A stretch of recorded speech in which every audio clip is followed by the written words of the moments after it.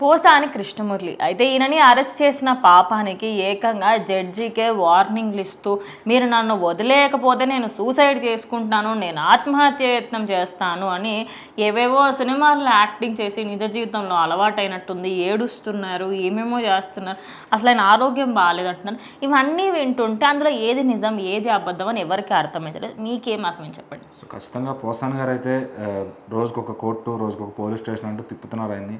So ఆయన కూడా judge గారి ముందు ఏం చెప్పారంటే నాకు ఆరోగ్యం బాగాలేదు, నాకు ఈ మధ్యన స్టంట్స్ వేశారు, సో నాకు అసలు మొత్తానికి ట్రీట్మెంట్లు జరిగినాయి, సో నాకు ఆరోగ్యం నిలకడగా లేదు, కొంచెం నన్ను ఇంత ఇబ్బంది పెట్టకండి, సో ఏదో ఒక చోటే చేసేయండి, లేదంటే నేను 2 రోజుల్లో నాకు బెయిల్ కానీ ఇవ్వకపోతే 2 రోజుల్లో ఆత్మహత్య చేసుకుని చనిపోతాను, దానికి ఆ ప్రభుత్వమే పూచీకత్తు భరించాల్సి వస్తుందని చెప్పారనమాట.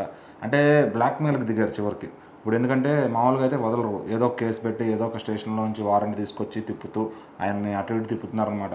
మరి నువ్వు ఆ రోజు నోరు కంట్రోల్లో ఉండుంటే, వాళ్ళు డబ్బులు ఇచ్చారనో సజ్జల సలహా ఇచ్చాడనో నువ్వు మాట్లాడకుండా ఉండుంటే ఈ రోజు నీ పని బాగుండేది, నువ్వు హ్యాపీగా సినిమాలు చేసుకున్నాడు, మళ్ళీ పవన్ కళ్యాణ్ గారి సినిమాలో నీకు అవకాశం వచ్చేది, నువ్వు అందులో నటించేవాడివి, హ్యాపీగా ఉండేది. ఆయన్ని అలాగే ఇటు పక్కన కూటమిలో ఉన్న వాళ్ళందరినీ ఏదో ఒక మాట అంటాం, అది తప్పు కదా. మరి ఈరోజు బోరుగడ్డ అనిల్ పరిస్థితి ఎట్లా ఉంది, చిటుకేస్తే నరికేస్తా అన్నాడు, మరి ఈరోజు అతనికి కుళ్ళబొడి చేశారంట లోపల.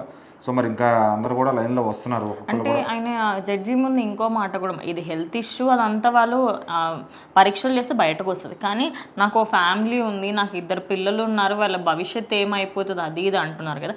మరి ఆయన మాట్లాడినప్పుడు ఆ ఫ్యామిలీ గుర్తుకు రాలేదా, ఆ భార్య భర్తలు పిల్లలు ఇంకెవరు గుర్తుకు రాలేదా? ఎవరన్నా ఒక మాట మాట్లాడేటప్పుడు ఏమనుకుంటారంటే ఈ జీవితాంతం మన ప్రభుత్వం ఉంటుంది, సో మనకి ఇబ్బంది లేదు, ఎవరినైతే వెనకమాల బ్యాక్ ఎండ్లో చెప్పిన వాళ్ళు చూసుకుంటారు అనే విధంగా నోరు తెరిచి ఇష్టం వచ్చినట్టు మాట్లాడతారు అనమాట.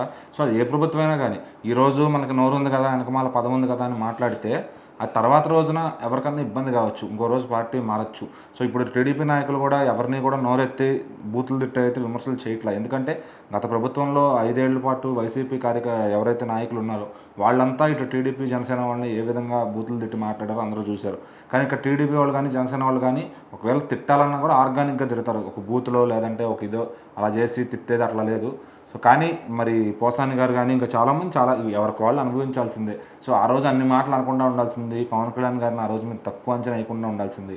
సో మరి ఒకప్పుడు మీకు తెలుసు ఆయన స్టామినా ఏంటి, ఎట్లా ఉంటుంది పబ్లిక్లో అని. మరి అలాంటి వ్యక్తిని, అంతమంది ఫ్యాన్స్ ఉన్న వ్యక్తిని ఇంకా డైరెక్ట్గా వచ్చి వాళ్ళు వచ్చి కొట్టలేదు, అది సంతోషం. ఇంకా మిమ్మల్ని అంతా కూడా చట్ట ప్రకారంగా తీసుకెళ్తున్నారు. సో మరి ఈరోజు అధికారం ఉంది కాబట్టి పవన్ కళ్యాణ్ గారి ఫ్యాన్స్ కూడా ఎవరినంటే వాళ్ళని వెళ్ళి కొట్టాలంటే మోసం పట్టదు, కానీ వాళ్ళ నాయకుడు చెప్పినట్టుగా సంయమనం పాటించి నీట్గా వెళ్తున్నారు. సో చట్ట ప్రకారంగానే అన్నీ చేస్తున్నారు అనమాట. ఇది ఈయనొక్కడే కాదు, ఇంకా చాలామంది వస్తారు. ఏజ్ ఇవన్నీ ముందే చూసుకోవాలి, తర్వాత శిక్షలు పడతాయి కదా, అప్పుడు డ్రామాలు వేస్తామంటే కనుక ఇది సినిమా కాదండి. నిజ జీవితంలో మీకు హెల్త్ ఏమైనా ఎపిసెట్ అయితే జస్ట్ డాక్టర్ వచ్చి ట్రీట్ చేస్తారు, లేదా హాస్పిటల్లో 2 రోజుల నుంచి తీసుకొస్తారు. కానీ తప్పుది మీరేదైతే ఆ కేసు నిర్ధారణ మొత్తం జడ్జి గారు న్యాయం చెప్పే వరకు మీ బతుకు లోపలే ఉండాల్సిందే. ఈయన కూడా నిన్న ఎస్కేప్ అయినాడు కూడా మళ్ళీ తిరిగి వచ్చాడంటే ఈ రూల్స్ ఎంత స్ట్రిక్ట్గా ఉండేది మీరు అర్థం చేసుకోవచ్చు. ఆల్రెడీ ఆయనకి 14 days to 16 days వరకు రిమాండ్ ఇచ్చారు. దాని తర్వాత ఆలోచిద్దాం, ఇప్పటికైతే మీరు ఇంకా జైల్లోనే ఉండాలని చెప్పారు. సో ఫర్దర్గా ఆయనకి ఎలాంటి ట్రీట్మెంట్ ఉంటుంది, నిజాలు బయట పెడతారని చూడాలి.